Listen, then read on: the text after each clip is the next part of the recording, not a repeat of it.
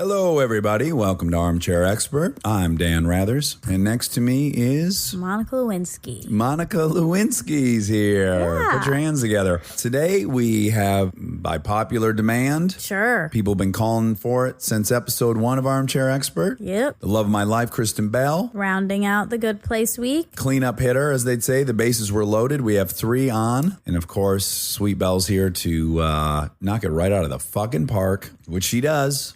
Again. Yes, ma'am. You know her from the instructional video at the Liberty Bell, where they tell you the history of the Liberty Bell. You also know her from her work in Pootie Tang. Sure. And probably most impressively, the Sears catalog that circulated the Metro Detroit area in the mid-'80s. Kristen Bell. He's an armchair expert. He's an armchair expert. You gonna put your headphones on, love bug? Yeah, but I mean, how close you? Ay. Oh my God. No, I know. I'm chewing. So, Yeah, people like the It's sound okay. of chewing. well, not you. They can't hear anything over Only if they have- your yodeling. Listen, unless they have misophonia / misophonia. Misophonia. Misophonia, which Ryan Hansen has. Yep. So, Ryan, you're not going to be able to listen to this one. Sorry, bro. Read the transcript. Because Kristen is... Chowing down on some Migas tacos right now. Yummy. I love that we've fallen into a pattern already, which was the first time you were on. First of all, thanks for being the first repeat customer. Sure. The reason I thought I might be a fun song to sing is it would launch us right into one of the many times that we've been moving throughout planet Earth and I've embarrassed you. Oh yeah. Well, we don't have enough time. We only have an hour. But do you remember specifically when that was really got your gourd? Yes, I know exactly what you're talking about, and I just want to point out now you can feel very safe. I wiped the sauce off my hands from the Migas tacos. Okay. Putting my earphones on. Do you want to give a shout out to where those Migas tacos were? They delicious? Square One. Oh my God, they're heavenly.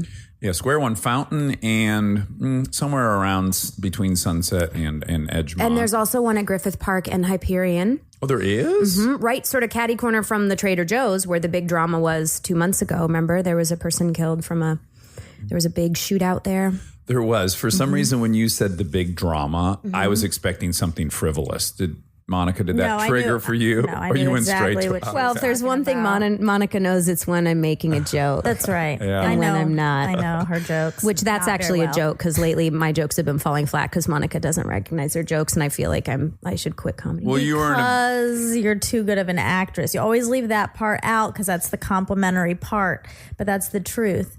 Yeah, what's been happening is I've been you've delivering been in a batting slump. things that I thought were really funny, but my problem was I didn't have the improv training you guys did, and I'm delivering them way too sincere. There's no sarcasm at all. It's just is Right. delivered as truth. Yeah. No wink. There's not even the tiniest wink. But Which I is think pretty awesome. fully commit. It's amazing. But then they fall flat. But you came back hard the other night. I'm trying to remember what we... Houston's. It was at Houston's. We were out for a celebratory double birthday dinner for Jess and myself. And yeah, what was it that, hun, you brought the house down? Oh God only knows if I remember. You didn't put it in your great joke journal when you got home? didn't. Oh, I mean, this was supposed to be a Good Place episode, but I think much more appropriate to have it a Migas Taco episode. All right, that's fine. It's Migas Taco Week on Armchair Expert. Now back to You and I, when we were first dating, we went over to Italy to do a couple weeks of shooting on a terrific film entitled When in Rome. When in Rome. Yeah, we made the mistake of living together and got too close too quick, but it worked out. It worked out. And But one of since you brought the question, if I am recollecting correctly, was one of the many ways in which you've embarrassed me. And peaking one of those times was when we were in Italy. You have a bit of an impulse control issue, especially with songs that you want to sing at inopportune it's like a Tourette's times. kind of Correct. auditory Tourette's, yeah. And we would get in very small confined spaces like elevators in Italy, and you With would Italians. presumably, and you would start singing at the top of your lungs. A racial song. Well, hold on, though. He'd say, "That's so spicy meatball." Hold on. I was not doing that. No. I will absolutely I'll own the parts that are true. And by the way, it's not that we would get in the elevator. I'd see some Italians and think, ooh, time to sing that song. I was just, most of the day, those songs were caught in my head because I was in. But see, I disagree. Now I have 2 toddlers and I see something happening in their brains that I see happen in your brain all the time. And it is noticing the most inappropriate time to take advantage of something. But because it came into your brain, you're like, oh, I'm shoulder to shoulder with some Italians. And then in the elevator, we press 40 from the first floor, and then you just start. Hold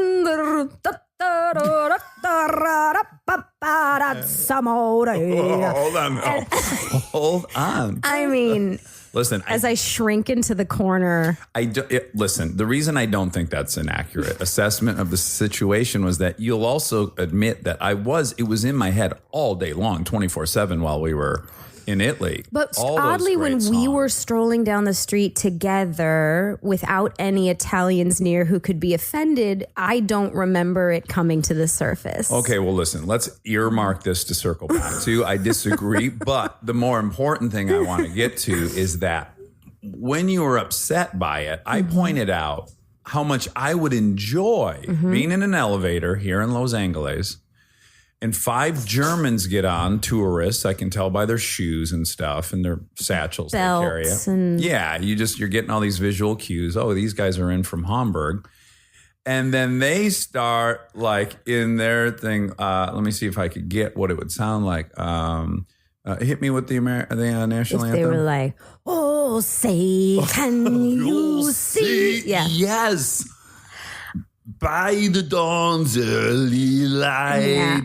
I would be thrilled. Here's what I would think. Look at these cute Germans. They're here in America and they are drinking the Kool-Aid. They're singing our song. They're so happy.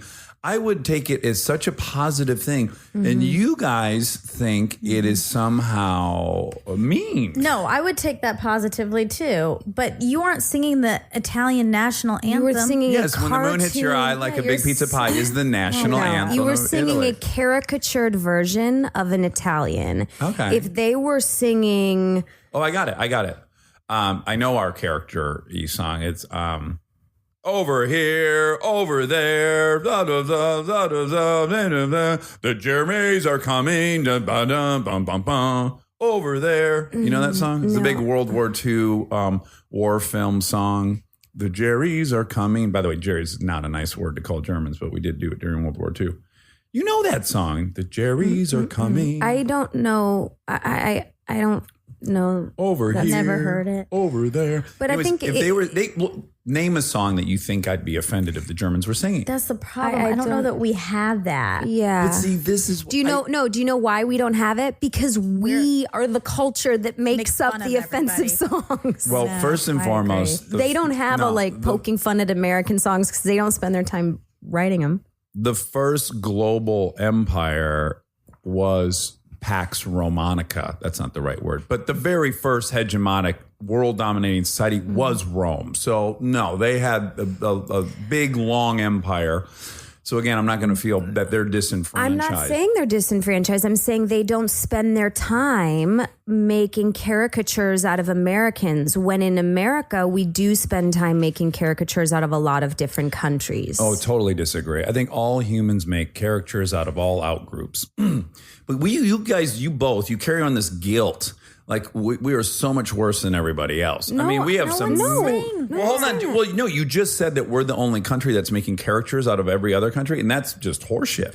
Well, so name a country that has made, like... A well-known... Yeah. Turn on any 80s German, French, English, Bombay TV station... and any of their comedy programs, and you're going to see them doing caricatures of other outgroups. That's just are you the nature. Theorizing this, or have you turned on recently and or in the past German television shows? Yes, I've traveled in the 80s throughout Europe and watched local TV and saw, these French people are clearly doing a blank group. So rather than getting angry at Monica and I, why don't you recognize that we've had a different experience than you, Monica? I think I can speak confidently for you that You didn't travel to Germany throughout the 80s, did you? Did not. And I did not either. So we didn't watch as much German Mad TV as you did. But so why would calm you- down and understand Okay. that we had a different experience. Okay, but why would your assumption be that we're the only people that characterize other people? Because we are currently the hegemonic group. We are the ones that tend to be the bullies. And when the bully pokes fun, it's very different than when someone that is marginalized pokes fun. We also, you can't name one. Sorry, I know you did a song, but we don't know it. You can't name one stereotypical song, and you can make any little stereotypical song for any other country that everyone would recognize as a stereotypical song of that country. Yeah, I just think what I think is interesting is that you guys don't think the other countries have that song. So yes, so when we have these, we have these auditory cues that have existed in cartoons from the beginning of Disney, which is you go to any Asian set anything and you hear doo doo doo doo doo doo doo doo. That's the cue to know, oh, we're in Asia. Yep. And then there's one for France or Russia, whatever. We have all these musical cues.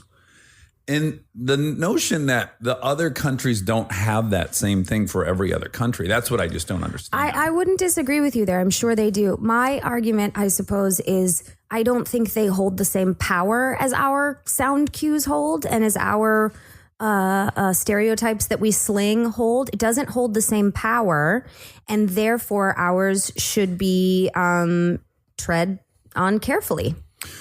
Well, listen, I definitely also don't condone going over to Europe and acting like the loud, ugly American, which, that I might have been guilty of. But again, I was not trying to offend anyone. I just literally was having a blast in Italy. Mm-hmm.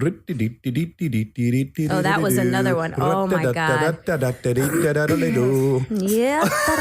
So close to people's ears in the elevator. And my head would sink and I would want to melt into the floor. If you had to give like a top 5 most embarrassing things I've done around you, I know we've discussed your memory's not the best, but are there any that just pop out right away? That's up there. I mean, the TSA line, I guess I've talked about. Oh my God. That's for sure. Your short temper in places that just simply are like a way of life where I just don't see anyone else having a short temper, or the reason for a short temper. And that's definitely the summit is TSA. Like you go in there like you're in Braveheart, ready for battle. And I'm like, oh my God. And on the way there, I genuinely try to compensate and say, the TSA agents, they probably have little kids and they got up this morning because they have a government job that's not very fun. And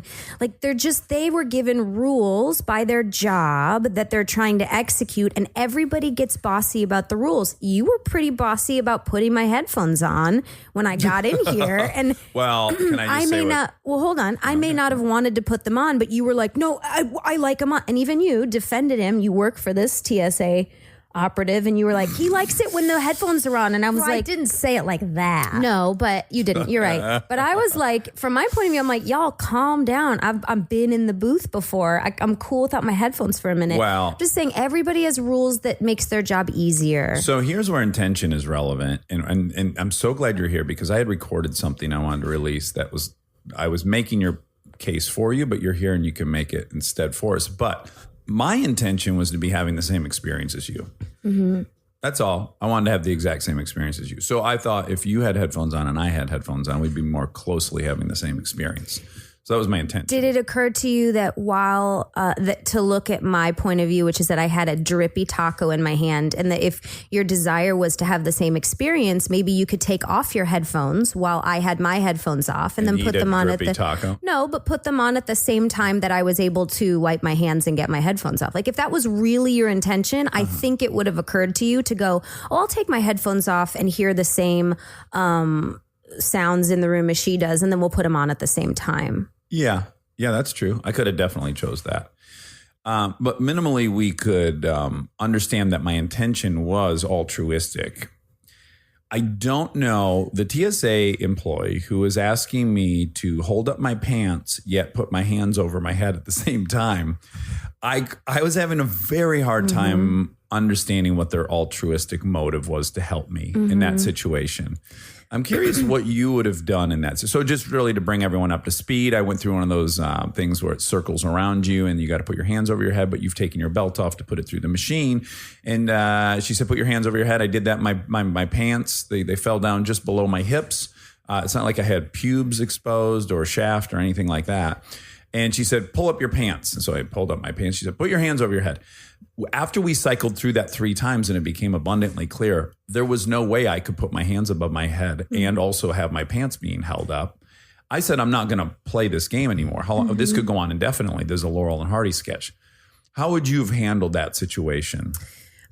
Clearly me yelling was not the answer. Right. Well, I believe that any situation always has an alternate solution. I don't believe that clearly there was no way this was going to, I don't believe in that. And exactly like you just said, you had altruistic intentions. You wanted me to put my headphones on. But then I said to you, hey, you know what another option would be? If you really, really wanted to have the same experience with me, meet me there. And notice that I was struggling with a drippy burrito and I didn't want to wipe the taco sauce all over your, expensive headphones. Take yours off and then we both win. We have the same experience and you're meeting me halfway.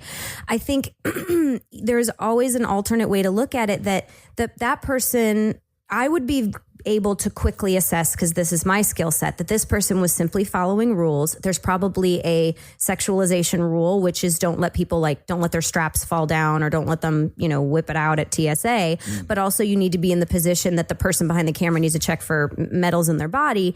And so I would, if I went pants up, heads up, please pull your pants up, hands up. If I was in that position, I would look at them, make direct eye contact, acknowledging that we're both human beings in this position and say, I'm so sorry. I'm having trouble holding my pants up and my hands at the same time. What would you recommend I do? And put it back in their hand, because the bottom line is at TSA, they are supposed to be the boss. When their training happens, they're supposed to be in charge. That's how they keep us safe. So it's just like with our kids, we can't ever let their kids think that they're the boss. So if you put it back on her plate, she is obligated to help you find a solution.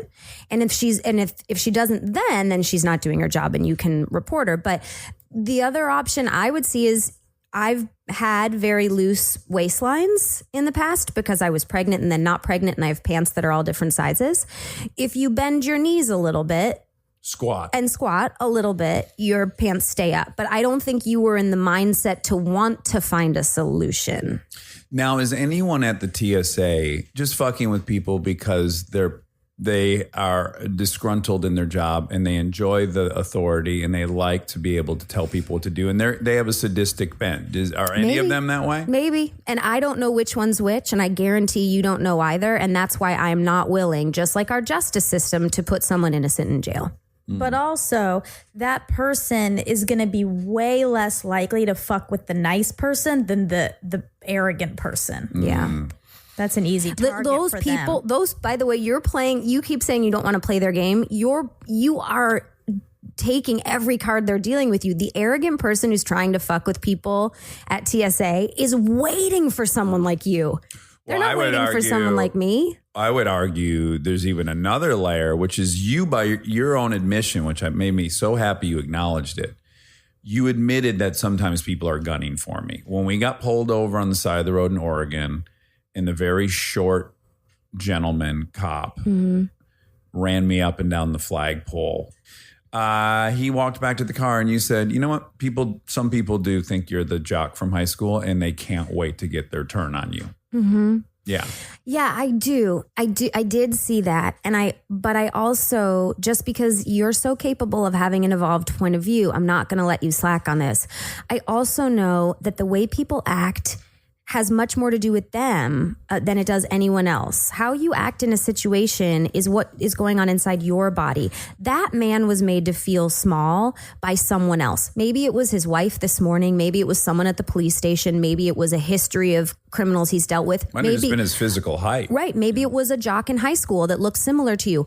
Either way, in my eyes, you, Dax Shepard, who I know to be a kind and evolved human being, are not part of the equation.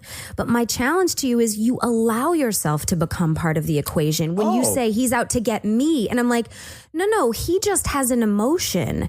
you could let it bounce off of you like rubber and glue, you know? And let it stick to him. Exactly. Like, that's how I walk through. I'm like, oh my God, I see this guy and he's definitely fucking with me, but that's so sad that he's carrying around all of those frowns today.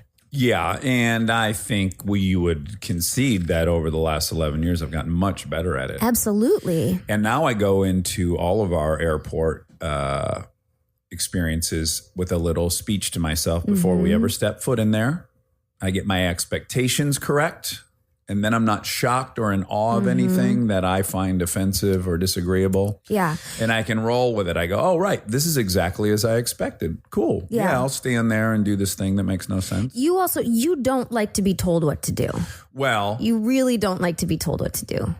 You don't like even anyone to suggest it. And I know that's 70% of it. Yeah. But 30% of it is I don't like carrying a couch through a doorway sideways. A lot of people are fine being a part of a couch carrying exercise where they just approach the door sideways and they just slam into it to seat. I find that very, very discomforting. But I think that's insulting to like Monica and I don't like being a part of a bad plan either. It's less painful for you. You don't know that. Yeah. You don't know that. We handle I do. we handle negotiating, getting to a better plan differently than you do. It's interesting because you are aware and vocal often about your own limitations. You have an auditory thing. So if you hear some light music while a conversation's happening, your brain short circuits. I'll explode, yeah. And you explain that to me and I accept that. And you tell me that's way more painful to me than it is to you. And I acknowledge that and accept it because I can see the reaction to it. It's very clear. So when I say, no, I have a much different reaction than you, you say you don't know that. That's your answer. Well, that's a good point. That's a good point. So yes, it is much more difficult for you. Let me acknowledge that then. Yes, I don't have the creepy crawly feelings like I need to peel my skin off. You don't have in your mind, this thing isn't representing 18 years of stepdads. You know, like it has more weight. I'm coming at it with a bunch of biochemical stuff. You have your own unique biochemical stuff. Touche. You're right. Okay. You're right. I'm pointing out because I know you can take the challenge because I've seen how much you've evolved over the last 11 years and B, how much you've taught me to evolve. You know, and in 1,000 different ways is that I'm going to just lump Monica and I in because we're not in the. Well, I'm really glad people are hearing this because this is our real life dynamic. Yeah. Yeah. So it's usually 2-on-1 just in general because you guys both have very similar points of view in life. We're not trying to make it 2-on-1. You're not out to get me. It's just a fact that it's generally you guys have a similar opinion and I have a conflicting opinion. For the reasons that you pointed out. You are genetically predisposed to be the fighter. You have 18 years of stepfathering. Yeah. I think I personally, because I won't speak for Monica, if I see a bad plan and I can fast forward 5 minutes into this plan and see, you know what? Sarah, who I'm helping move the couch, really just wants to see if it'll fit. And I know it's not going to fit. And I'm going to let Sarah figure that out. And then in 5 minutes, I'll let her move the couch. I think that's it's great. Only 5 minutes of my day. I aspire to that. Do not do that, by the way. I'm not like that. I'm not like you either. I would just say, hey, I've done this before and I think you should do it like this. And if they don't, then I just stop helping. You won't carry it, right? Yeah, I'm not going to. It's not going to make me nuts, but I'm not going to be like, you wouldn't ever just keep doing this thing that I know. But let's say it's me and I'm carrying a couch and you say, Kristen, I got this couch in here. And I go, please, I really think it'll fit. You wouldn't under any circumstance go, okay, I'll lift it up. I'll show you how it won't fit. Maybe it's my mommy instincts of saying when my kids say that they can do something and I know it's not going to happen, I go, you know what? Let me see. Here's the round peg. And go to the square hole. See if it will fit. I'll wait while you learn. Well, you're right. I probably would just be like, all right, but I would be so annoyed at you. What? And I would not Jeez, be like, you guys. Well, Well, you know what Monica No, but look at weirdly the is other on side. the spectrum. Monica is in many respects directly between you and I. Which I is just fun. don't understand. I just don't understand being annoyed while someone else learns. If I see geometry, which I borderline failed, differently than you, and my brain actually, I'm not like dying to waste our time while we move the couch, but if I genuinely think it's going to fit, why wouldn't either of you want to say, okay, let me pick it up. I'm going to show you so that you have a better teaching technique and have more information going forward. Well, yes, but I would say if you know that you have a limitation, that you almost failed geometry, and that someone else is there who did it yesterday, who has more knowledge than you, why would you ever? There's a little bit of arrogance in that. It is. It's like, why but would you ever be like, because this otherwise might I'll still never work? learn more about shapes. If I don't ever get to try it, I'll never learn. Because it's just like I posted this the other day on Instagram. If you fold it for me, cut it for me, color it for me, and you know, draw it for me, all I learn is that you do it better than me. And that's the thing about kids. Like, you have to let I people guess try that's their own true. things. It doesn't bother me that adults learn things. It doesn't bother me. Now, Monica, what would you have done at the TSA if your slacks were falling down and your mons pubis was being exposed, and then they were telling you to put your hands above your head? What would you do? I would, again, it would have been in the middle. I would have been very annoyed at that situation too, but I would never have screamed at someone. I Sure. just would have said, I don't think I can do both. Mm-hmm. And I would not have done the step that you said, which is a very good step that I would like to implement myself, which is like putting it in their hands and saying, what would you like me to do? I would not say that. I would just say, I can't do both. I'm sorry. Yeah. And then I would just stand there. Yeah. Stay tuned for more Armchair Expert, if you dare. That sets us up beautifully for, again, I recorded this thing and it didn't involve you, but now you're here. So this is great. I can do it this way. Someone has pointed out something, some great tweeter, an armchair, a learned armchair, that said that I'm regularly talking about this thing called behavior attribution error, but I don't know that that's what it's called. So let me give you the definition, okay? As a simple example of the behavior attribution error theory seeks to explain, consider the situation where Alice, a driver, is cut off in traffic by Bob. Alice attributes Bob's behavior to his fundamental personality. He thinks only of himself. He is selfish. He is a jerk. He is an unskilled driver. She does not think it is situational. He is going to miss his flight. His wife is giving birth at the hospital. His daughter is convulsing at school. Consider, too, the situation where Alice makes the same mistake and excuses herself by saying she was influenced by situational causes. I am late for my job interview. I must pick up my son for his dentist appointment. She does not think she has a flaw in her internal characteristics, e.g., I am a jerk, I treat others in contempt, I am bad at driving. I think this so perfectly sums up most of the way you and I move through planet Earth, where when you get cut off in traffic, you generally think that person was in a situation that kind of caused them to do that. Is that accurate? Yeah. There are times when I question it and say, was that person a jerk?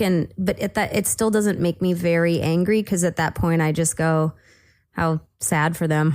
Well, here's the crazy breakthrough I had. I didn't think that behavioral error thing even got deep enough. So here's what I then thought of later. I said, oh my God, yeah, that's Kristen and I. You give people the benefit of the doubt. You assume that they needed to do that thing. I immediately go to, that person's an entitled asshole who doesn't want to wait.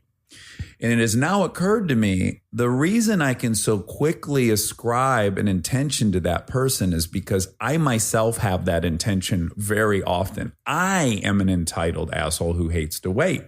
So I have cut people off many times to get ahead and not wait my turn. So it's quite easy for me to believe that the people around me are equally as shitty as I am, because I don't think I'm a fucking monster. I think I'm human, and I'm in this big rat cage with everyone else trying to get fed. So all this really says about either of us is that you actually don't cut people off in a hurry. Is that accurate?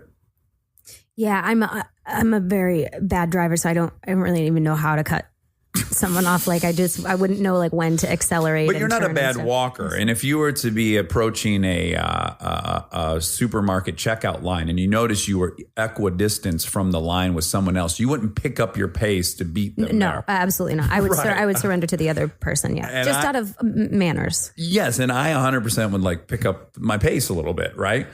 And so what my breakthrough was your view of the world is strongly impacted by how you're moving through it. And that the way you could potentially solve all your problems is just to be a conscientious patient person who's benevolent, because weirdly downstream, that's how you will end up seeing the world. The crazy benefit from your way of doing things is that you don't think everyone's out to get you and steal from you and cut you off.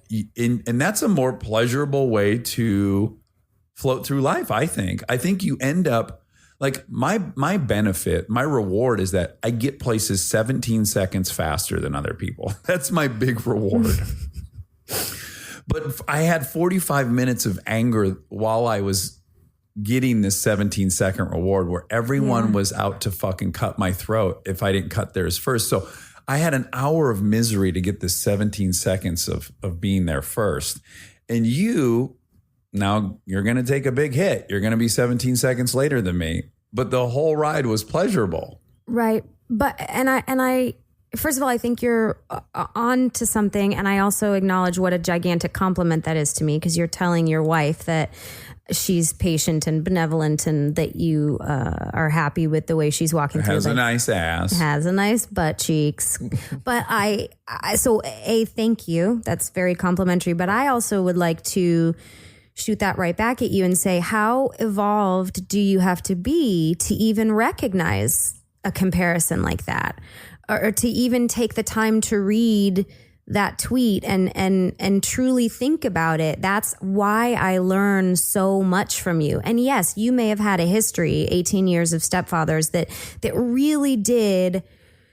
Well, you had just as many. You don't have the same baggage, which is weird. Yeah, but maybe my experiences weren't as severe as yours.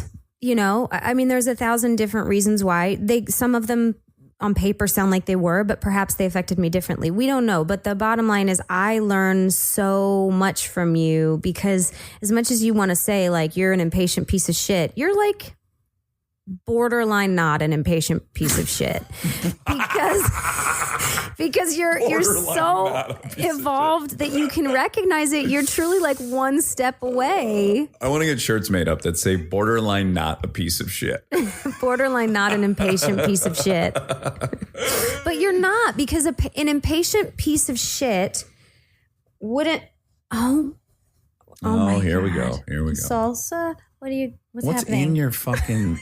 Do you have a Is it Do you have a tissue? tuma? Is it tissue paper? Do you have a tuma? Is that What's another an pair of underwear? Oh my God, did you just pull your underwear out through your pant leg like people do with the bra and the shirt? Are you the first person to ever you know take what? your I noticed underwear that off? it was. I think that there was a pair, like from the laundry, there was a pair of underwear stuck to the side of my stretch pants, and I put the stretch pants on haphazardly this morning, and then noticed there was like a static cling piece of underwear on my calf, and I was like, "What is this bulbous mosquito bite?" And it wasn't. It was undies. Anyway. I can't remember. You're not Borderline. You're borderline not an Selfish piece of shit. impatient, selfish piece of shit. But I'm you're getting not better. though, because those people that have that label don't recognize things like you recognize. They're not as evolved, and that's why I'm so attracted to you. Well- I mean, I feel like I get scared coming on the podcast because I just want to be as strong as you and as smart as you, and I don't give like off as much fun vibes into this microphone. But it's because I want to. You really think I'm going to take you to task? Not somehow? even that, but I know I'm the only person that you ascribe bad intention to. No, but it's like I'm happy to just let you interview me in a fun way, but I think that you want, I know you want more out of this podcast, because I hear you talk about what you want this podcast to do for people, and that you don't just want it to be a hole that fills a listening part of their day, that you want people to learn, and that's why you do Expert on Experts. And it's important to me that I come with a, clear mind. Look, I want people in a dream world to take the telescope they have that's aimed at everyone else's imperfection, and just occasionally swing that motherfucker 180 degrees back at themselves. That's really, I think, if I had to distill it down to a single hope, is that we would not concentrate so much on everyone else's faults and just occasionally look at our own. And I we think might all get a little better. But I think that's so admirable for both of you, because what you two are doing is something that you're executing one of my life goals, which is like spread more self-introspection, more fierce moral inventory, like all that, because those things make people healthier. And I guess I'm just rambling because I want to give you both a compliment that it's just a really cool thing you're doing, and it's one of the reasons I'm so attracted to both of you. Well, but it's also one of the reasons I don't come in here and just be like super giggly like I would on a talk show. But you don't have to be. That's not what this is. Yeah, no, that's what I mean. Yeah, you shouldn't This feel was like you're. Feel free to eat your Migas tacos on the mic if you want. This Yeah, is that's equal right. parts fuckfest and brutal moral inventory, right? It can just be, It can be whatever you want it to be. So in the last go around of this, we spent a lot of time exploring Belle and I's history and peculiarities. But I think this episode, I would really like to take people through your other marriage, which is to Monica Padman. Oh, that's nice. I would love that. Because you guys are very much in an emotional relationship. Yeah. I have a yeah. wife. Yeah, I love my wife. baby, mom. Yeah, let's go through some of the things you would describe Kristen as, Monica. To me, Yeah. You just hit them, but I want to be clear that they're coming from you. She is both your wife, baby. my child, and my mother. Yeah. all at once. Yes. For real. For real. I take care of her. For real. She takes care of me, and we have sex. Yeah. So let's go through mental how she takes care of you. Oh boy, I can think of some. I know. I mean, there's too many. She's very thoughtful to you. She thinks about her baby all the time. Yeah, she does. I Even love my baby. you do love your baby and you take great care of her. Even like we're going to Brooklyn in a couple weeks. I get an email from Kristen. I heard there's a great magician out there in New York. You got to take Monica to this thing, basically setting us up on a date. Yeah. You got to go to this magician because Monica loves magicians. And in her free time, which she has none of, Yep. she is somehow figuring out a way to get you in front of a magician. I know. Yeah. I know. It's While you're out of town shirking your other responsibilities that involve her. So better her. Yeah. Yeah. that's one way. How, She's in that way,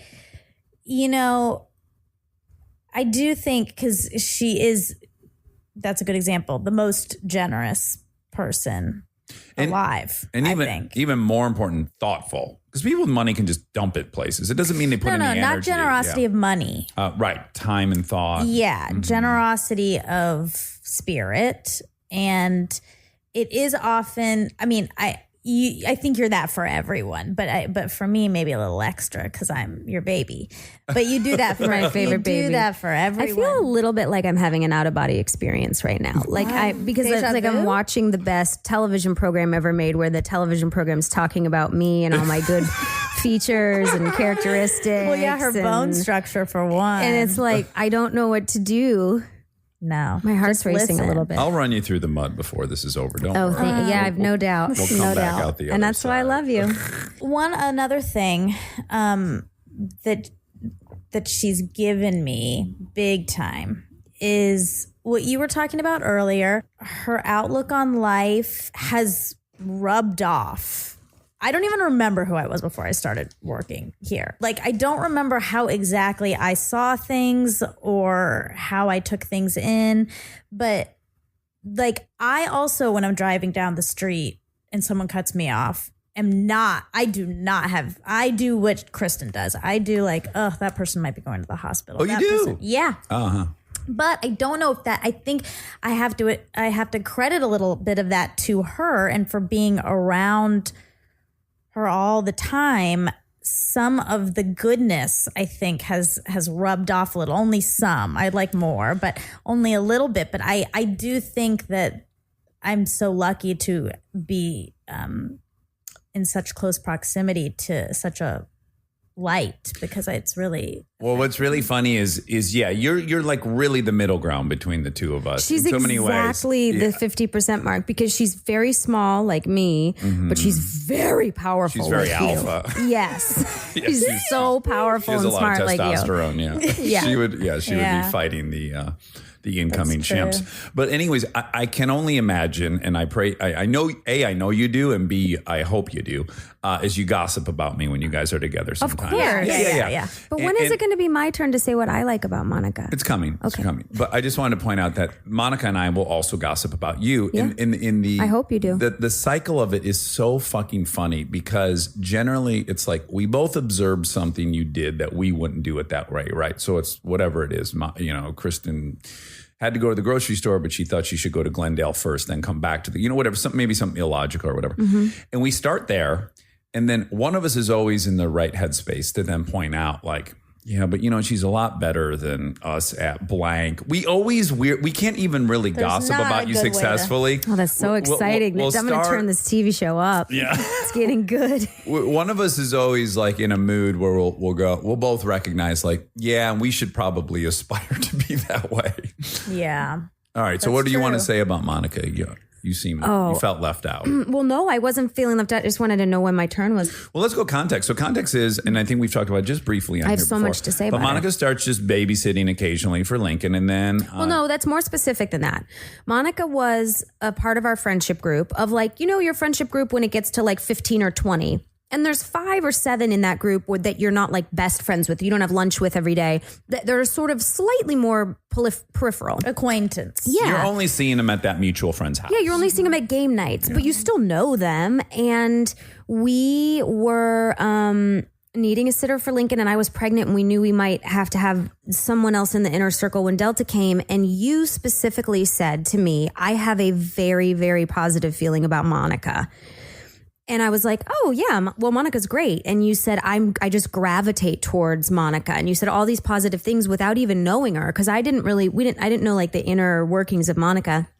And then I reached out to you and you were like, yeah, I am. I did House of Lies. That's Oh when yeah. Well, that was even before, right?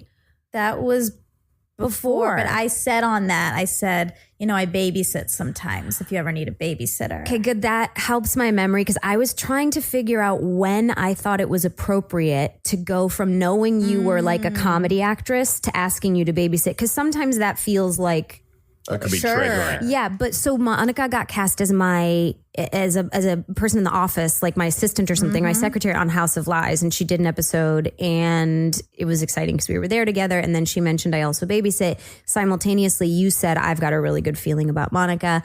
We invited her into the inner circle. She babysat for about 3 months before she started running the show, I think.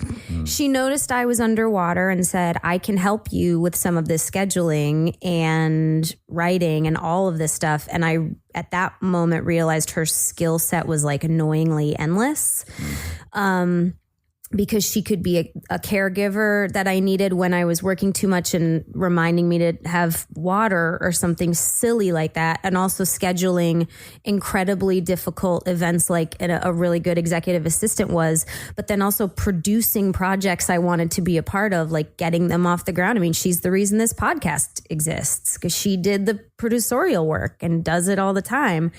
And then realizing she has a skill set as a writer because she studied at UCB, and then going, oh my God, if I have to be on when I was on the SAG Awards, Monica Padman wrote the SAG Awards. Well, let's just say that for the 8 years prior to Monica being around, I did a lot of writing with you. And whatever project you were doing, I read and I gave my 2 cents. And if you were about to start a movie, I made a list of joke ideas you should pitch or what I thought was wrong with the story, blah, blah, blah. So I had that role and I was quite busy too. And I sometimes Hated that role.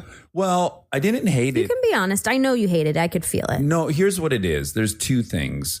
I just was listening to Jonathan Haidt talk about the 5 pillars of our morality we're born with. And one of them, number 4, is our sense of justice. Maybe it's number 3. It doesn't matter. But I have an overly inflated sense of justice. So does my daughter, Monica. Yeah. Yeah. So I would be in these situations where like you're hired to do all this stuff.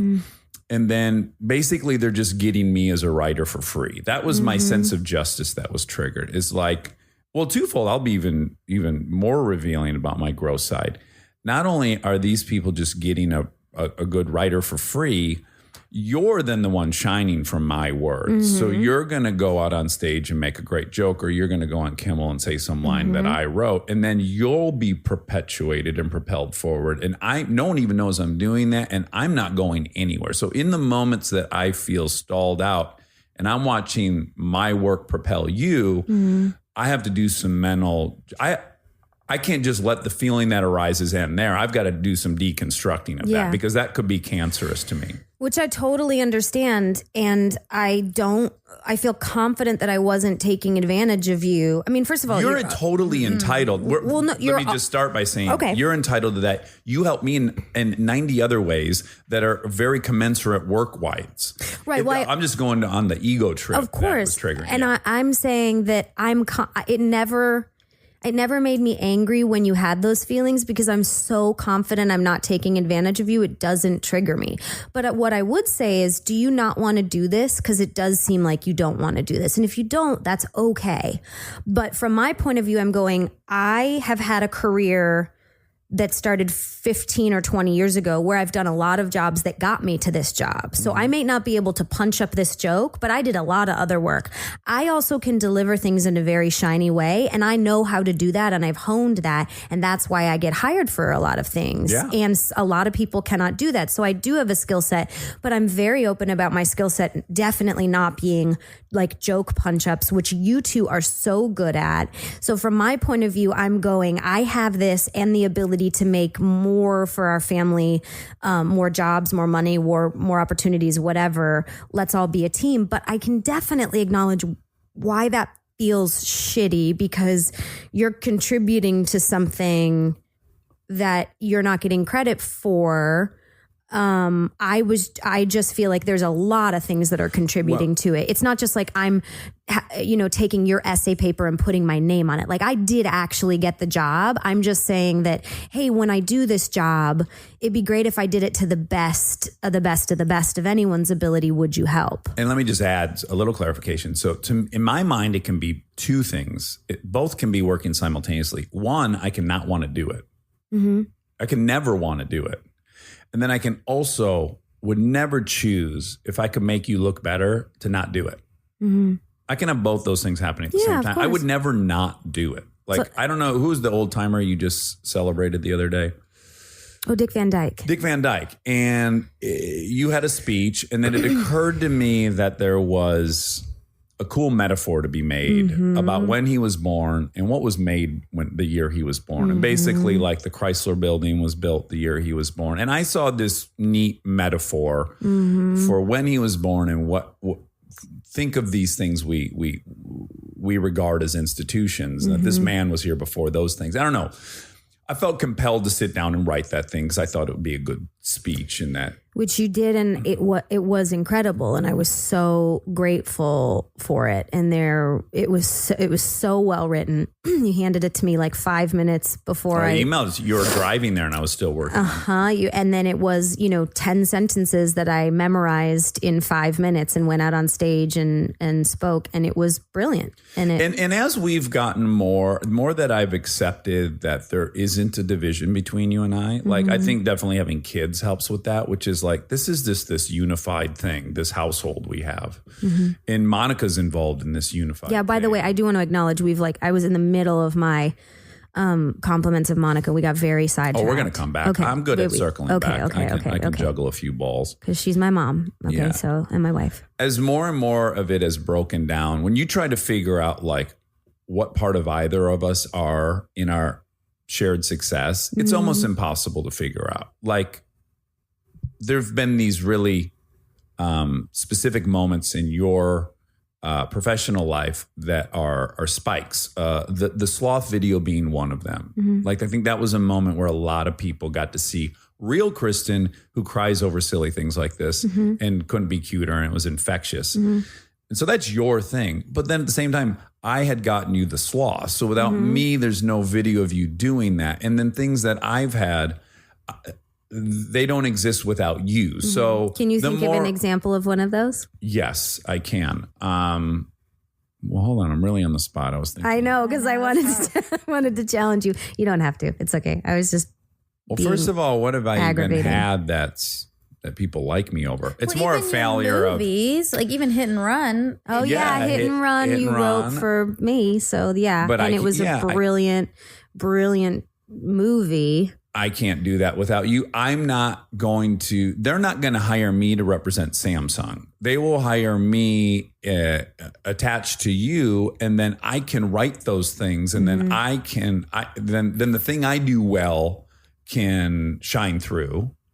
But I don't get to do that without you. So it's what I'm saying is more and more over the 11 years, I've stopped thinking about like your money, my money, your career, my career. To me, it's gotten very clear that it's just all a big mesh now. Yeah. For better or worse. So anyways. For better. Yes, much for better. I don't even know why I said for worse. But I used to do a lot of that writing. And as you got busier and busier and busier, you have definitely gotten busier and busier and busier since we met 11 years ago. The philanthropy work you've done is probably times 10 now. You have 3 different TV shows. You produce a lot of stuff. That just went up, up, up. I was at max capacity. Cue Monica Padman. We're back. So Monica, when she came into our life, she is unassuming, and that it's a giant fucking trick because of her size. To look at her and go, oh, she takes up this much space in the room. But what you don't notice about her is that she is looking at every crevice and every hole and every alcove in the room and seeing how she could better it. And she does it without you even knowing. So she said, oh, by the way, I babysit. And I thought, oh, cool. She might have some time. I trust her. Let's have her babysit. And then she said, and they were all like very not big suggestions. Innocuous, yeah. Like it wasn't hey, I should cut your hair for the Emmys. Exactly. Like it was like, if you need me to schedule anything for you, let me know. And then I was like, God, yeah, I do, because I can't actually get my lines memorized while having to make this schedule. So I said, yeah, if you could schedule this next week while I memorize. Anyway, the point is, everything that she does is so at 110%, but she's so not a person that walks around showing you she has 110%. It's like this wonderful gift where, because you have like no bravado. People that do things as good as you and as efficiently and as quality as you tend to have a lot of bravado. They wave their dick around. Vibrato. Yeah, vibrato. Bravado? Yeah. Bravado. Vibrato is when you go, oh. Yeah, exactly. But I knew this was all a setup. Bravado. Well, we walked right into Rob, that. give me a beat. Maybe there's nothing more. No, but it's incredible because it sneaks up on you. And then you realize, She's at least the Trojan horse. What I realized is like, oh my fucking God, how did I do any of this without Monica? And it's not just. Well, just really quick, you didn't. The work you've done since Monica is exponentially more. But I'm not even just talking about work. I'm talking about going through life. Like, I don't know how the fuck I dealt with you solo before I had a sister wife. Mm-hmm. Because having a sister wife, it's like. I'm a lot. Yeah, and I'm a lot too. So how did we make our marriage? Our marriage is so much safer and happier with a sister wife. I also mean from a friendship perspective. Like, I don't know that I spend so much time working and on business stuff, and that sounds so lame. And like my therapist would probably be like, "What do you want your life to be?" But I do. But to have someone that intricately weaves emotionally as a friend in and out of business to pleasure, I didn't realize what a hole I had. I didn't realize how empty I was. But now that it's Monica and we can like go to a work job together where she's like, you know, writing and producing Momsplaining or the SAG Awards or any of these other projects, and then also come home and like talk shit about it or watch Castle Rock or watch whatever. It's just, I didn't realize how much more fulfilled I was until you came into my life. Can I offer a theory? Yeah, can I just say a couple more things I like about her? Well, First of all, she has the hair of a mermaid. Oh, thank you. Okay. Second of all, she has really good taste In clothes. in clothes. And share a internal closet. decor. Oh yeah, her apartment. I'm so jealous because Yeah. it Looks better than our house. It really She does. has 100th the budget. Yeah. And also, she is so steadfast. Yeah. But again, she doesn't scream. Well, you know she's what's- so steadfast and strong and qualified. It's an incredibly comfortable thing to be around, and it makes me feel so safe. And I always call her my external hard drive. And this is to say nothing about how like fun and funny you are and how I just want to hang out with you on a Saturday anyway. Well, all your social time is taken up with Monica as well. Oh, I 100%. Yeah, your number one hang. If I have social time, it's Monica and I doing something together with another Yeah. friend. It's the best. Stay tuned for more Armchair Expert, if you dare. But what I was going to say is by having a very good friend that you're working with, it makes all those little things that exist in a vacuum, like going to host the SAG Awards. That's going to take up 7 days of your life. And that is just a vacuum. The only purpose of it is work, if not shared with the person that you share your real life with. So it makes the process a process and not just results oriented. It's something you guys are sharing together. And as you say, you'll go home and you'll talk shit about this person or that. And now it was something that you did for your life, your friendship. Right. Yeah, that's true. Yeah. She's also extremely nurturing. Oh, this is what I was going to say about her. My number one favorite thing, and probably why I said from the get-go, let's get her. The thing that I find least attractive in people is people who have a victim identity. Oh, yeah. And she doesn't get off on letting you know how put out she is by something. It's just shit just happens, and it was probably difficult as fuck, but she doesn't seem to get off on like how put out she is. Mm-hmm. Which is awesome. We're all fucking put out. She also, one of the best things she's ever said to me is, I was feeling extra sensitive and I said, like, I think when I asked you about that, like, hey, could you do this? Or because we ask each other a lot, we're business partners, like, can you do something or vice versa? And I'd said, can you do something? And she responded on Marco Polo with like, yeah. And then I said, I feel like sometimes you're annoyed with me and like I'm, you just feel like put out. And she goes, yeah, sometimes I do. And when you ask me about things, if I'm annoyed, it might just come across like I'm annoyed, but I'll get over it. And it'll be fine. I might just be annoyed. And that's okay. It's okay if Literally I'm annoyed. no excuse for it. And I couldn't get into like we both have feelings moment that I wanted because she goes, yeah, I was probably annoyed. And it stopped me in my tracks. Yeah, she just owned that she was annoyed. Oh my God, yeah. That's part of being alive. Yeah. And she also didn't apologize for it because she knows you don't have to apologize if you get annoyed. Right. Well, it's come with a lot of highs, the relationship, because it is a very intimate one, y'all's. But then it's also been tricky at times to work through. Mm-hmm. Okay, you started as acquaintances, then you became best friends. Then you guys are in a very intimate relationship where your guys' emotions are commingling and linked to one another's. And then yet you have a professional relationship where there is a dynamic that's unavoidable, which one person is the boss and one person is not the boss. Mm-hmm. And that's dicey, right? But I do my best. I'm looking at Monica. Oh, is that Monica dicey? No, you can say that though. You do your best. You do a fantastic job of not making it feel like you are the boss. And you are the boss, but you never use that tool ever. Well, I don't find it's not a tool in my toolbox because there's a very large part of me that knows that I'm not the real boss. But when I introduce you, I introduce you as my partner. Yeah. I introduce her sometimes as my writing partner, which gives me a real ego boost. But then within 5 seconds, I've blurted out. And what I mean by that is that Monica writes and I say the words. You never let it fully. I know. I always want to be like, this is my writing partner.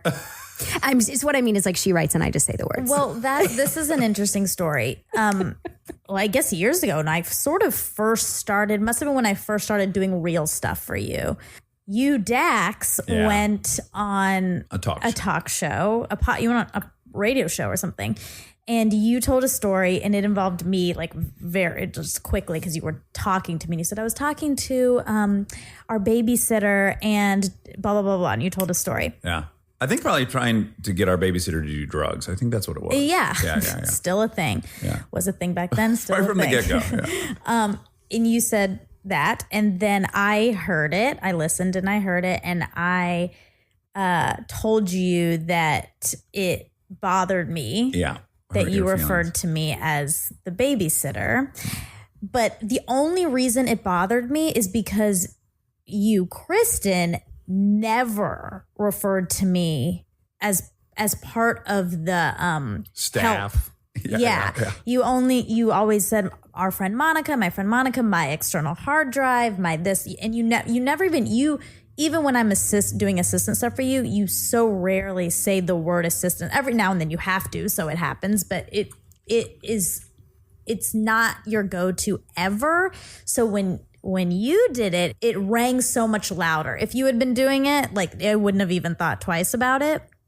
But it felt like I'm not a babysitter. But- and it was totally a babysitter. But hold on. What's really great, because you and I hashed it out, which is so great that you brought it up to me, because it could have just been something that was between us for the rest of our Because she's lives. fucking steadfast. That's what I mean. And what we figured out, and which is so good to remember, is that I was sorry that I said something that made you feel that way. Yeah. But then I owned my own. What was really going on with me had nothing to do with you. What entered my head was nanny. Yeah. And then my own personal ego was, I don't want people to think we have nannies. Like we're rich people who have nannies. And it was preservation of my own image that made me choose babysitter, because that sounds like something you just have occasionally. That everyone has. Yeah. Yes, that all Americans have babysitters. Yeah. Rich people have nannies. And it was all about me. And it really it was not an assessment of you. It was my own ego. And I just thought, boy, it'd be great if I could remember that when someone says something that hurts my feelings, they might just be preserving themselves, and it's really not a comment on me. Yeah. And I could have I'm just said, really I'm trying to get sensitive. my friend to do mushrooms. Yeah.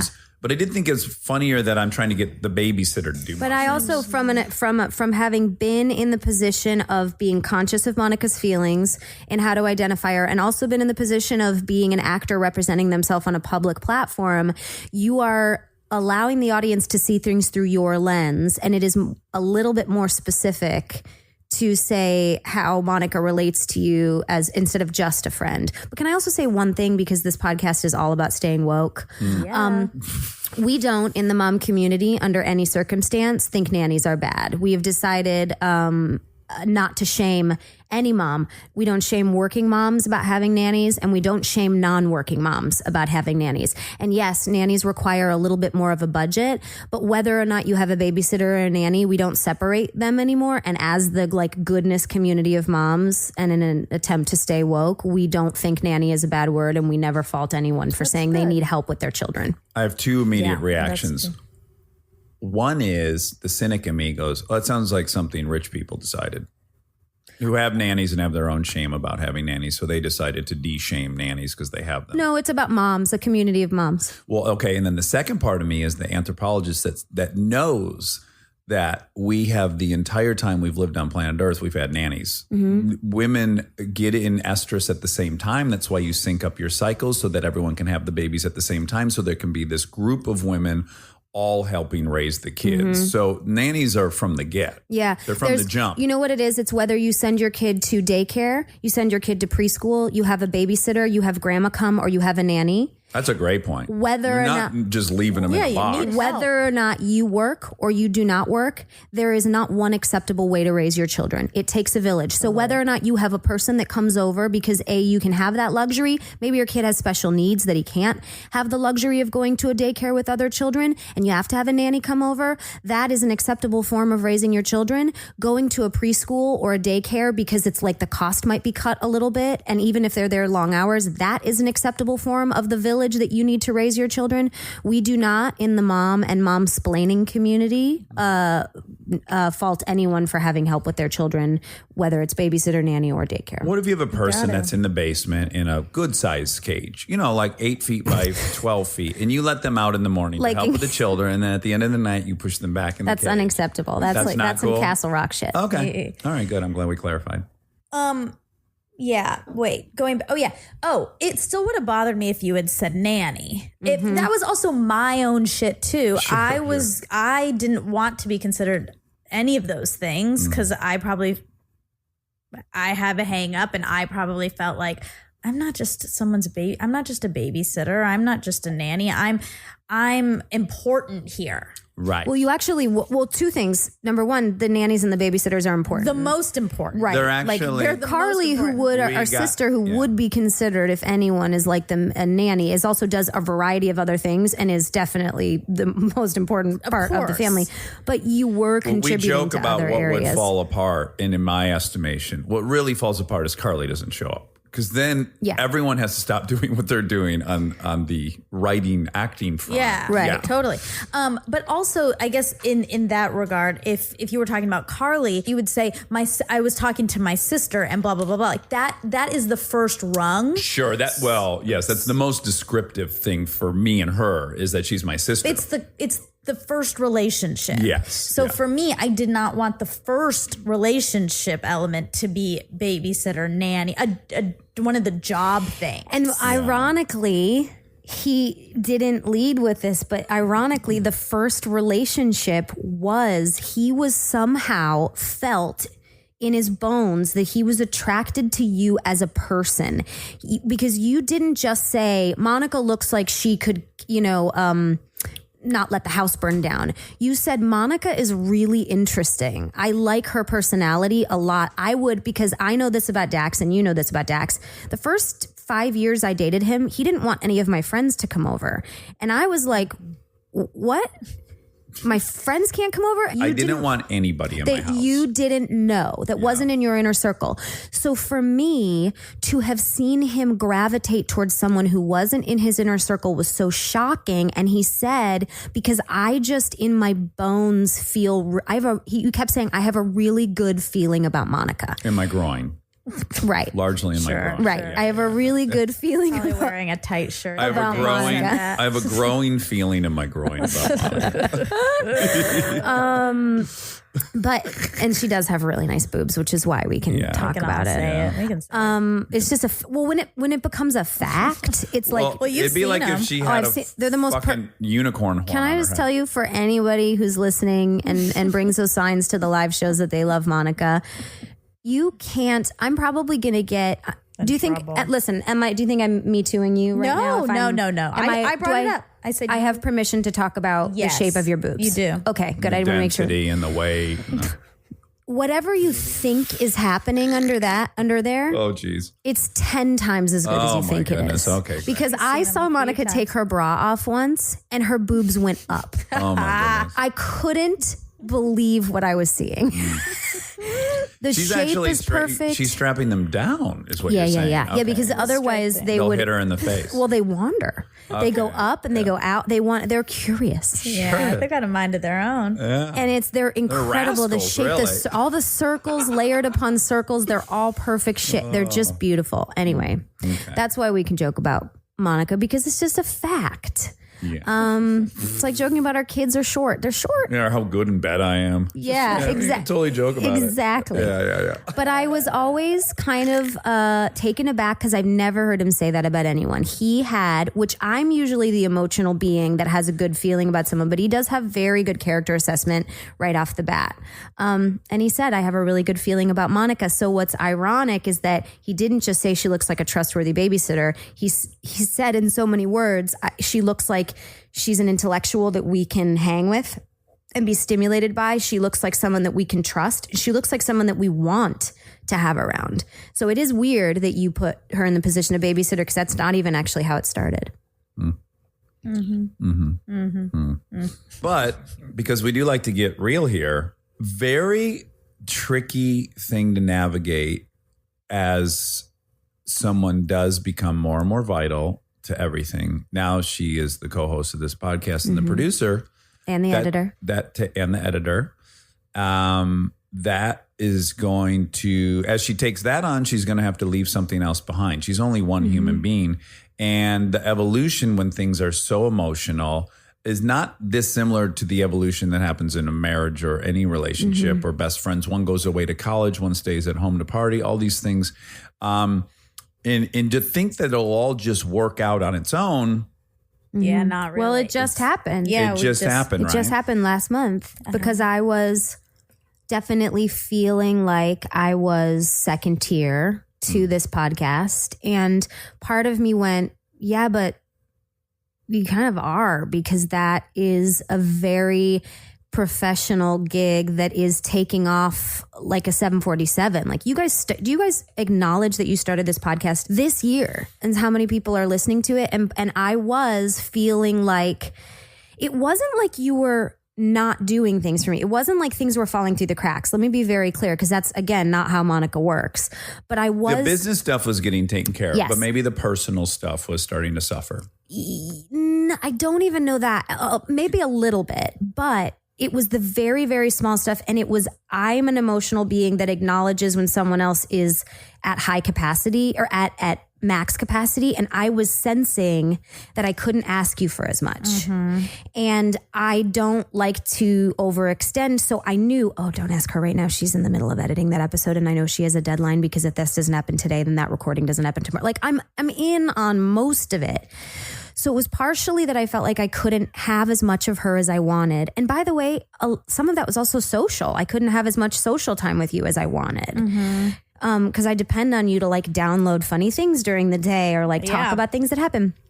And then there was also an aspect of, I know a lot of what goes on here and try to, you know, help wherever I can. But there's also a lot that I don't know. And because I was working this summer and you guys were like hitting a peak, you were like at your Black Diamond skiing hill this summer of this podcast, I was coming home and you guys were having like 1,000 inside jokes I didn't know about.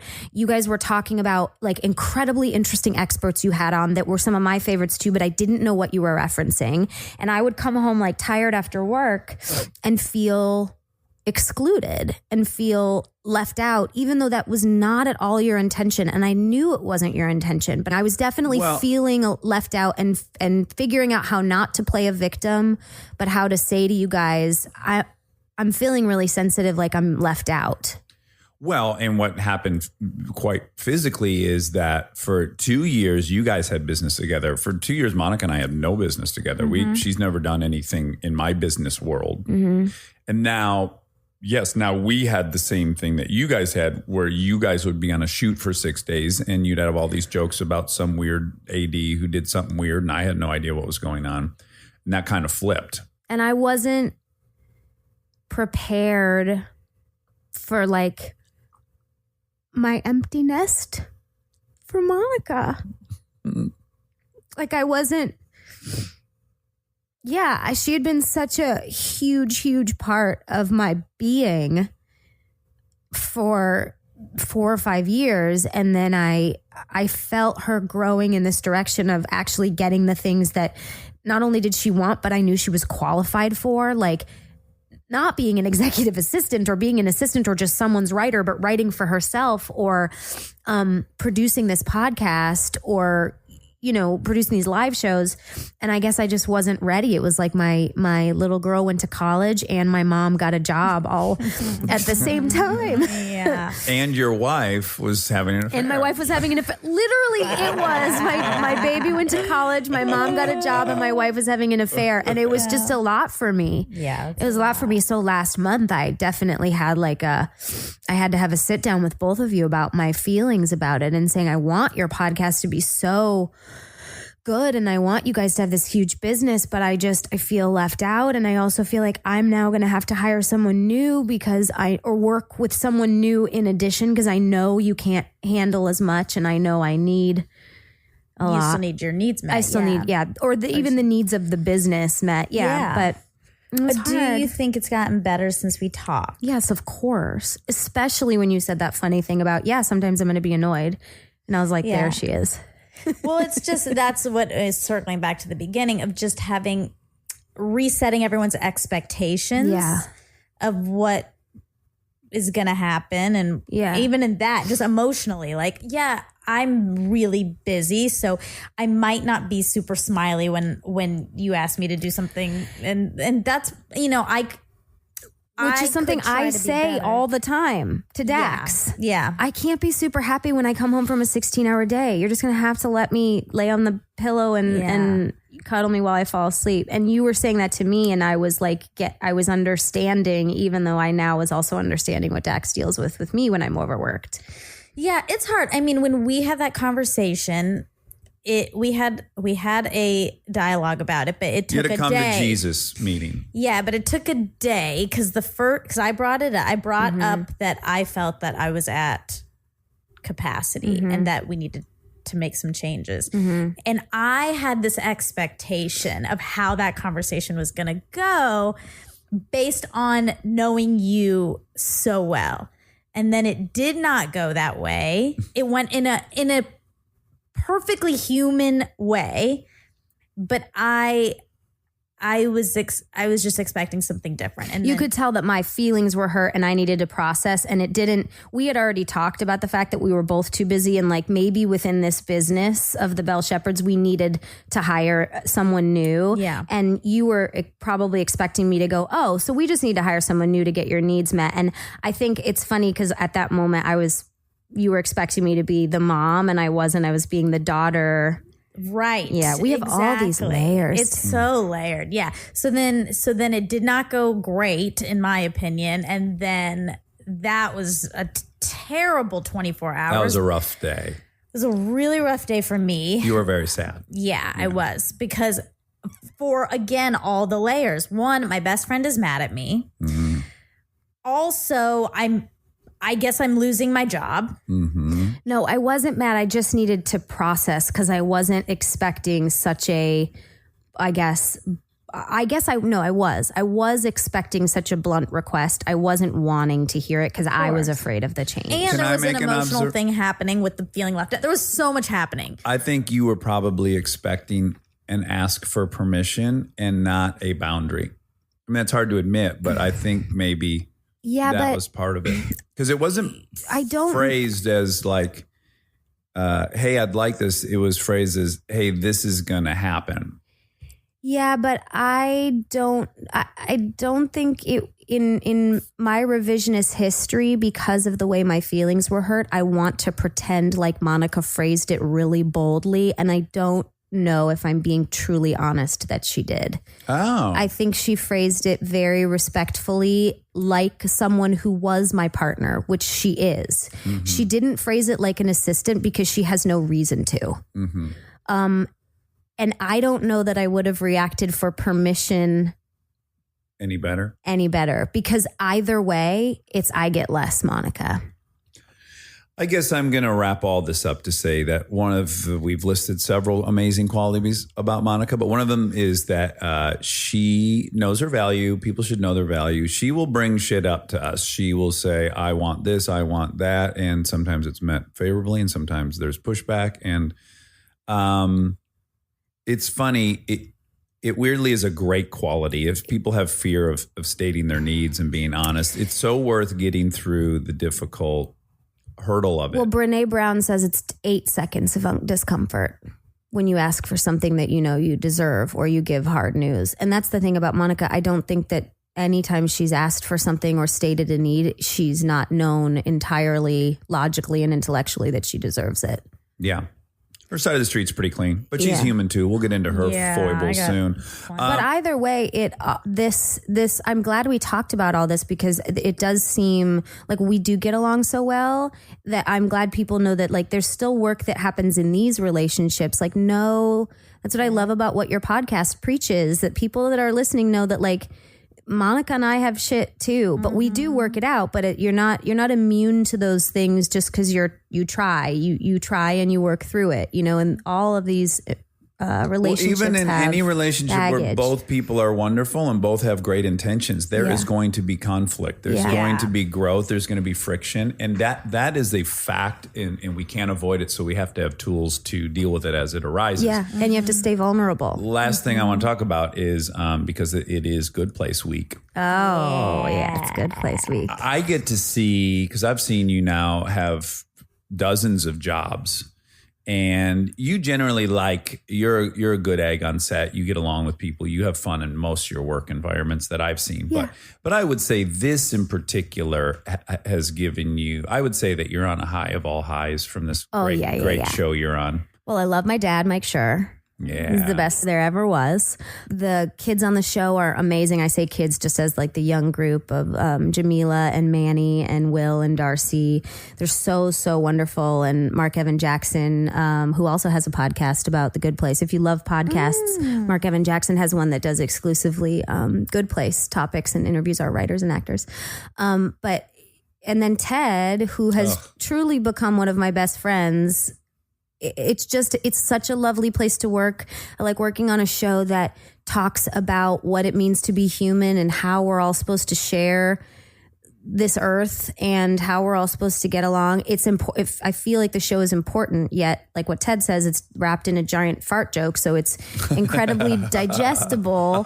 It's like wrapped in a fart joke. It is. It's an ethics lesson wrapped in a fart joke. And it's so fun to do that work. And I love the character because it's like the opposite of me. I'm always struggling to figure out what someone thinks and where their emotional temperature is. And Eleanor is the polar opposite. And she's just so rude to people sometimes because is it safe to say you're playing me? No. She's kind in her heart too. Yeah, she is. She doesn't want the worst for people, but she never got the training of how to play well with others. Look, she's a survivor. She grew up in a shitty scenario with shitty parents. Yeah. And she's learned how to survive. And then under all that is a good person. And what happens this season, obviously, it's always so probably hard to promote this show because they're all spoilers. Well, this season I will tell you this, and this is going to air the week it comes out, so I don't feel like this is too many spoilers. But so our show has, if you haven't caught it yet, it does. I would recommend starting at the beginning. They're quick episodes, but the show does reinvent itself. They're only 6 minutes At the end, if that. At the end of each season, it reinvents itself. There are major plot twists. It's like Lost, like where there's just so many different plot twists. But I'll go a step further because you would never be able to say this, but I'd even say get through that first season regardless because the first season sets up this incredible world. Yeah. And I just think it gets exponentially better as you get into season 2 and then what I know of season 3. What I loved about this season is that season 1 and 2 took very, very, very, very big ideas and turned them on their head. And the plot twists were very big. Mike Schur, as our creator, committed to having every end of episode be like an end of season. Be like a season ender, crazy cliffhanger. This season, we thought, God, how are we going to then flip it again on its head? There are only so many sides to the cube. What he did was make the most important problems on the show incredibly tiny and emotional. And they are so much, I say, more resonant and more important than the first 2 seasons, which you're dealing with pretty much heaven and hell the first 2 seasons. So I don't know how you get a problem that's bigger than that. But what he did was make all the problems emotional this season. And because of that, there are some moments that are, they just rip your insides out in a great way, in a funny way, and in an awful way, and just you said there's been table reads where half the writers and everyone's just bawling hysterically. Really? Well, for I'm not going to say which one, but there was one where I had some information to deliver and I was crying, and the cutest thing was Darcy, who had like nothing to do with that scene, fucking lost it. And then she had a happy scene right after that and could not get through it. So it started with Darcy being so moved by the scene I had done because it was, it was gut wrenching. And then she was crying so hard during her Janet instructions. She's a robot. And she's a robot. The whole room was laughing. And then she was laughing at the fact she was crying. And then everyone else started crying. It was a mess. It was a mess of a table read. The executives were crying. It was great, but it was, I think that proves how connected people are to the characters. These aren't just people you're watching do things on screen. You're not watching these physical beings move around. You're picturing yourself as them. You're feeling the emotions they have. And I think that's what the goal with any show is. Well, I have had the experience where I am just dying inside for you and Chidi to kiss, which I think is a real testament to the show because I want you guys to be together so bad. I want you guys to kiss and roll around and look in each other's eyes. And really quick, it's only once in, I think, our experience where you've wanted me to kiss somebody really bad on screen. Do you remember this? Who? There was a scene in Parenthood where Minka Kelly and I were about to kiss, and it took forever. It was Trilling shot the shit out of it. Yeah. It was like just this agonizing moment where you knew they were going to kiss, and we're watching this, and then you go, fucking kiss her already. Like we were watching the show, and you turned to me as if I had some sway over it. It was like, fucking kiss her. But it was expertly done by Trilling and you and Minka, because I wanted you guys to share that. Yeah, isn't it funny that's to me kind of when I know the thing we've done works is that I've separated that is Eleanor, and I want Eleanor to be really bad with Chidi. I think it's kind of a weird test for you and I of how good the thing is executed. We also have an episode this season that, God, I'm figuring out how I can tease this, that is... I've never seen writers take a joke from season 1 and expand on it to give it an entire life that is, again, flipped on its head and it's a storyline that Jason Mendoza has, who is played by Manny. They took a tiny passing joke from season 1. They wrote an entire episode about it. You do not see it coming, and it is one of the fucking funniest things I have ever seen done on television. Oh. It makes me so... Do you know what I'm talking about? Yeah, I do. Yeah, it's so fucking funny. Anyway, so just, if you like the show, watch it, because it will be worth it this season. Yeah, if you like the show, don't stop watching it. For sure. No. Don't stop watching. Don't stop watching it. It makes zero sense to stop watching something.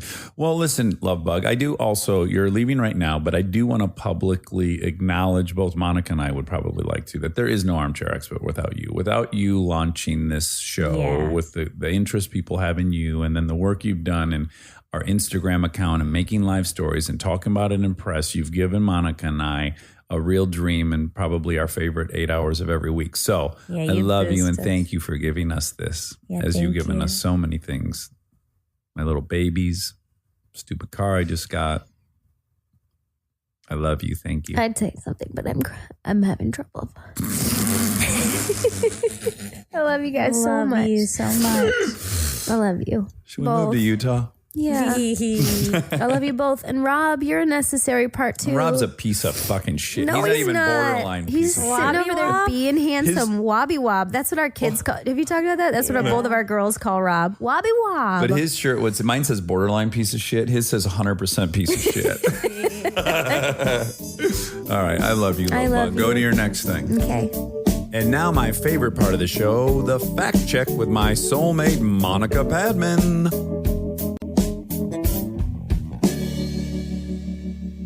Monica. Yeah.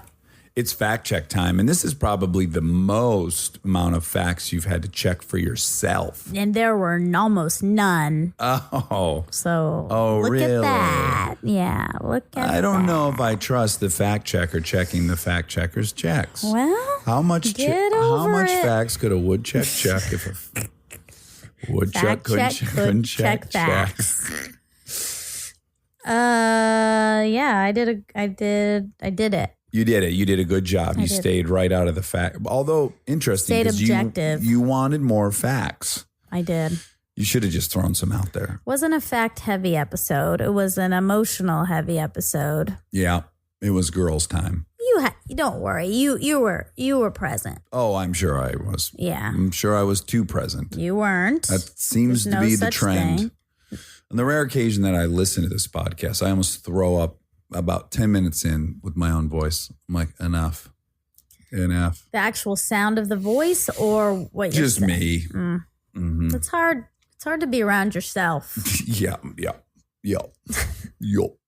All right, let's begin with misophonia. Oh, great. Misophonia. Yes, misophonia, also known as the Ryan Hansen disease.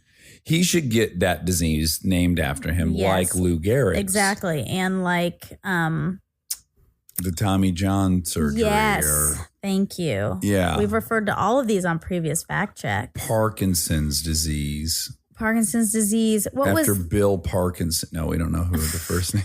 and what was the on Mila's fact check? We talk about a law about children working, and that's also named after a person. Mm-hmm. I'm blanking. That's right.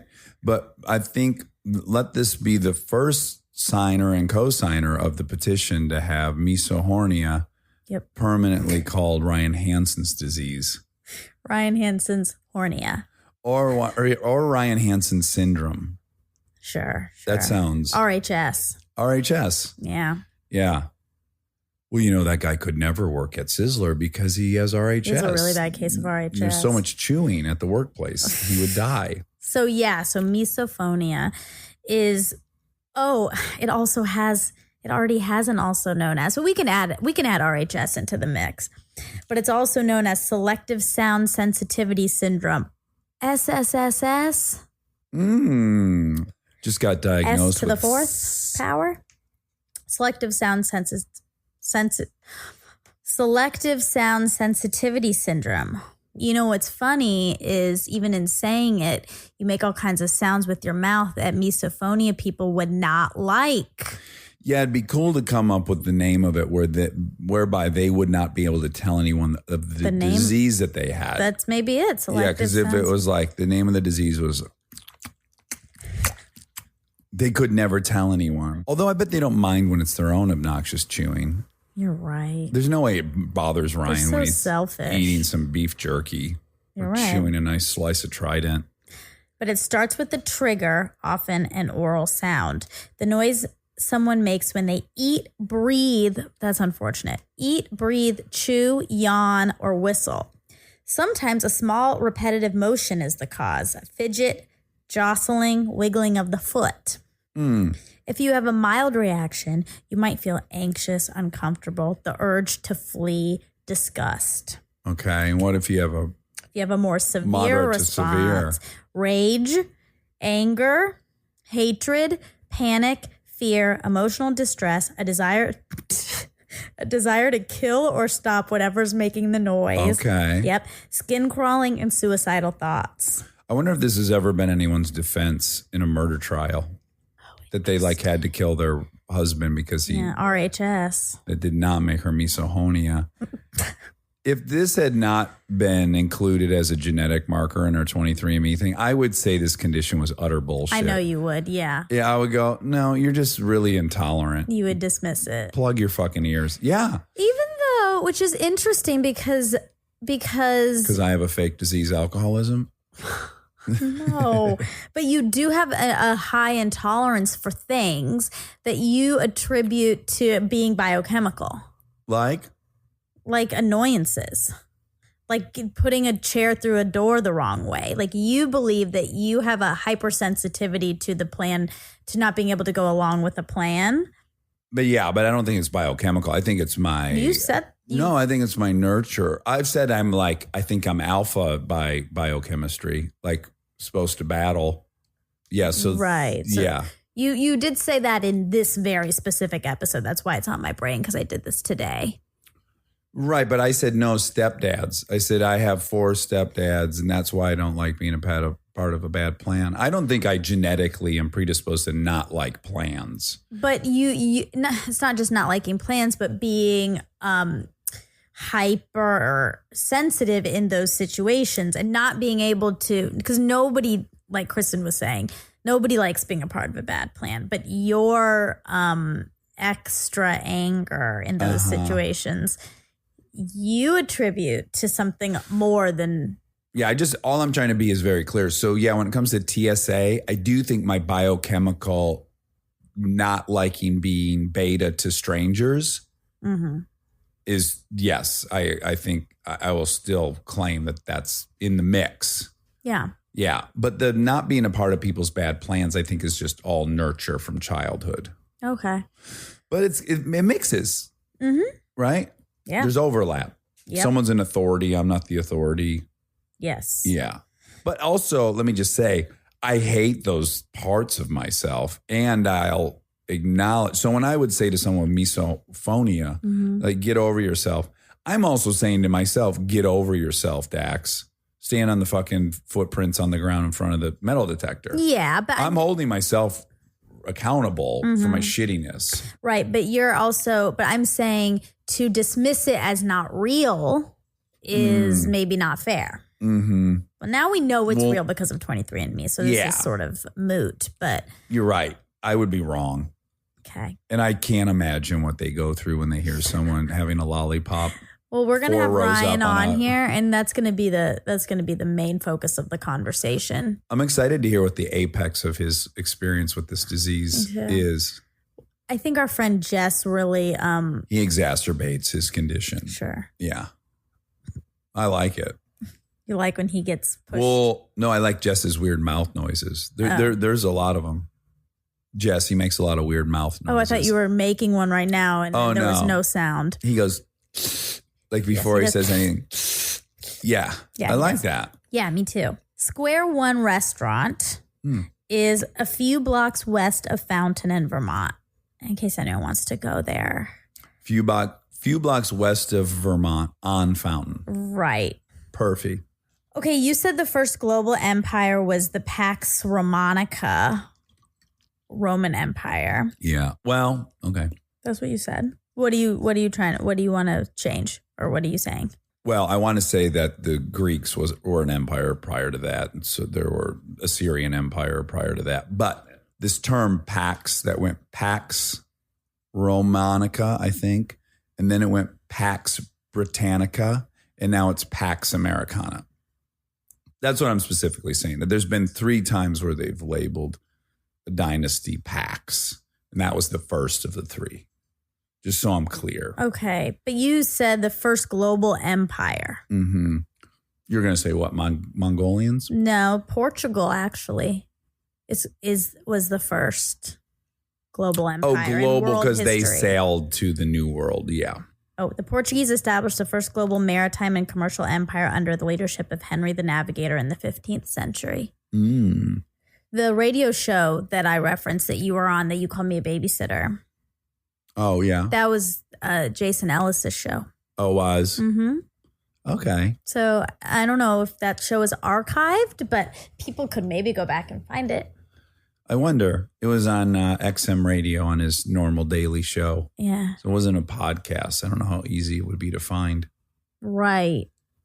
I don't know how long it sticks around, but Me I mean, neither. I found it a couple days later.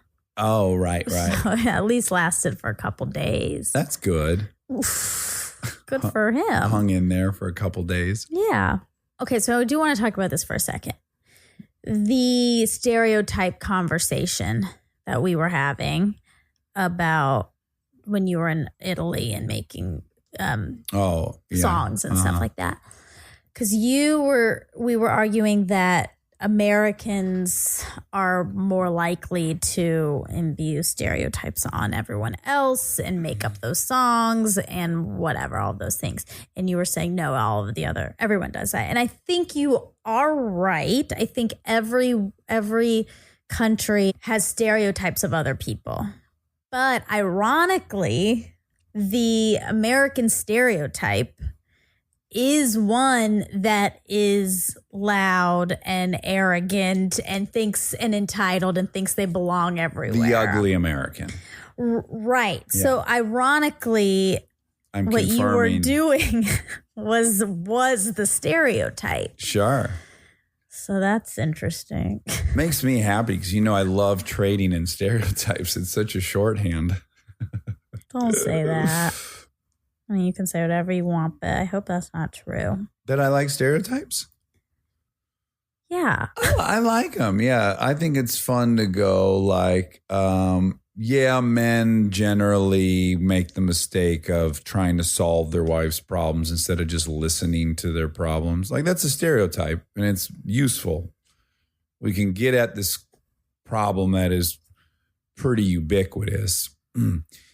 Now, we could acknowledge that certainly 20% of men or some number of men don't do that, but it is very common among men to treat problems like that with their wives. Men, the most hegemonic group in all of the world, men, you're speaking specifically of American men. So I don't know that. I only know American men. I only have these conversations with American right. So men. that's who you're referring to in this conversation. I guess, but I got to imagine it's a global phenomenon. I bet men, I think that's how men, they think that's what their wives are asking them to do, is to solve their problem when they talk about a problem. Like at work, they're having a problem at work. And men hear, oh, she's telling me this because she wants me to solve this. And they're not good at just being empathetic and listening to the problem and commiserating with them and acknowledging why they feel bad. Women are great at doing that with one another. Mm-hmm. Yeah, I don't know if it's cultural or not.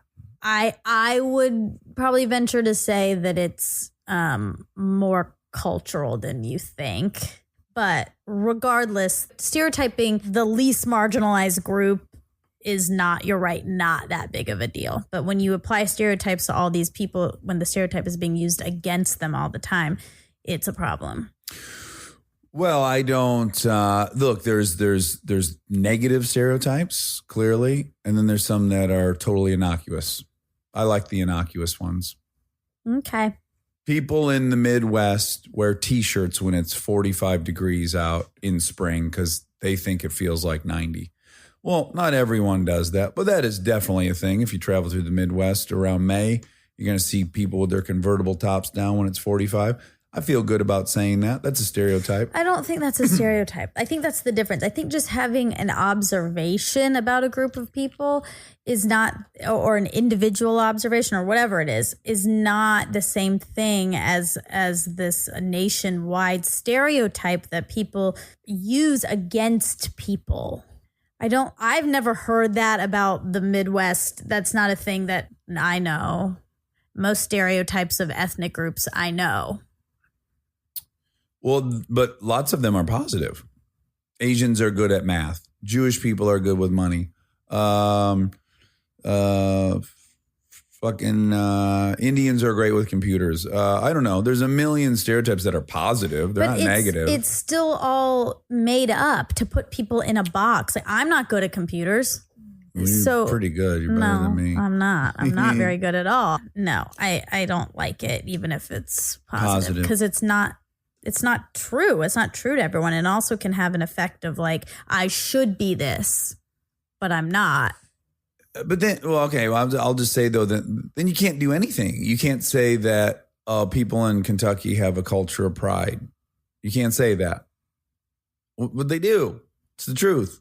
They were settled by generally people with subsistence mode that was herding, and people who herd have a certain culture. And those people all moved to Kentucky. And you can explain why there's been in Kentucky more family feuds that have ended in homicide than the rest of the nation combined. Mm-hmm. So there's an explanation for it. It involves some stereotyping. And it would be a lie to pretend that's not happening, that there's not some kind of phenomenon that's existing. In my knowledge, that's not being used against anybody. No one's like, oh, you're from Kentucky. Oh, you have a culture of pride. Like, no one is doing that. Then why don't you be specific that you don't like stereotypes that are like you're saying?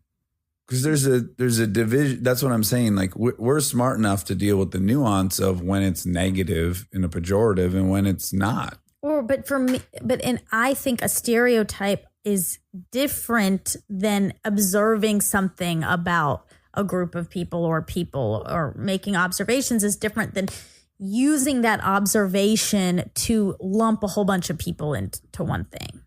The observation is a lot of Indians in the United States work in computers, and that is real because that's why they came here and that's why they were able to come here in the first place and get visas and stuff. So that is true, and that's a fine observation. But then to take it to the next level and say Indians are good at computers. I went way too far with that, but I was on the top. I was just trying to think of positive ones. I don't think anyone's saying Indians are good at computer, but yes, a disproportionate amount of the Indians that are in America are great at computers. Mm-hmm.